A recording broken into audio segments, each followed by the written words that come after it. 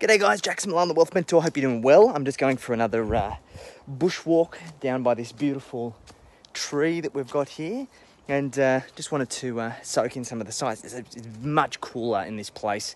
Cairns was very, very muggy, but this place is up in the hills, and temperature is drastically different. Reminds me a lot of Bellingen, like mid-north coast of New South Wales, which is surprising given how far up this place is, but it's beautiful.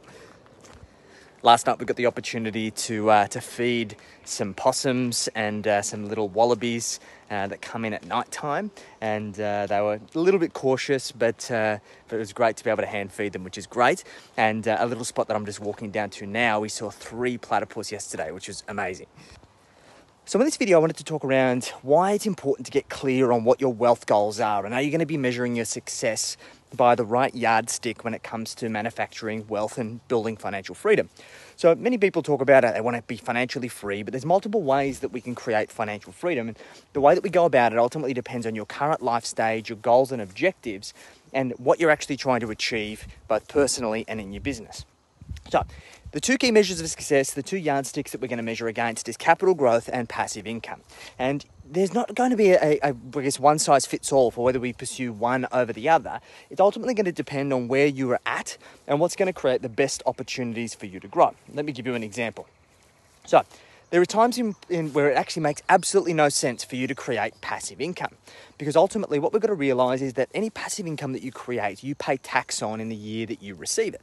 So let's say, for example, we've got a share portfolio of $1 million, and that share portfolio produces us $60,000 a year in dividends and passive income.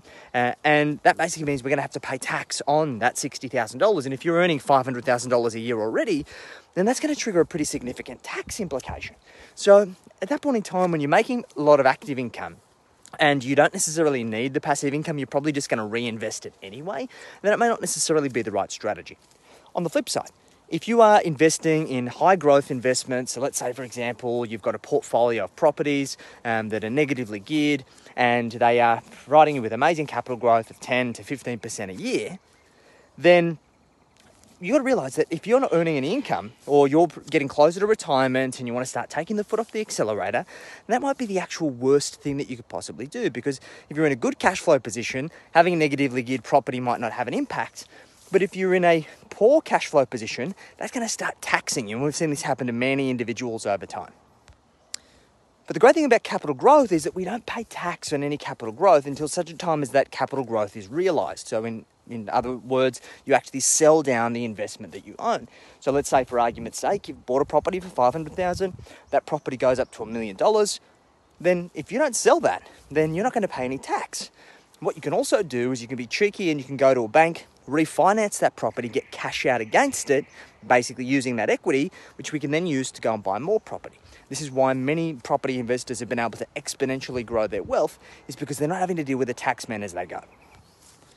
So as I said, there's no one-size-fits-all solution that's going to be the silver bullet for how you go about this. I personally prefer to focus, if you've got good active income and you're growing and scaling your business and you've got good business profits, focus on investments that produce high capital growth, because capital growth compounds at a higher rate, and it doesn't require you to have to reinvest because it's already doing that automatically. Second thing, get clear on your exit plan. Work out when you want to start reducing your active income, so then we can start working out how do we convert your investments that are high capital growth into high income, because it's very rare, if not impossible, to find investments that have both good capital growth and good passive income at the same time. And what this comes down to is having the right investment strategy. So many people deal with their investments from a knee-jerk perspective, and this ultimately means that they're making subjective, emotional-based decisions that don't necessarily get them any closer to where they need to go. So this is about having the right investment operating system, making sure that you're implementing the right investments at the right time, which is going to get you the results that you want. So guys, I'd love to know, what are you chasing right now? Is it more capital growth? Is it more passive income? Is it a mixture of the two? Hit me up in the DMs. Love to chat about it. Anyway, enjoy the rest of the day. I'm going to continue my walk, and we'll chat to you soon.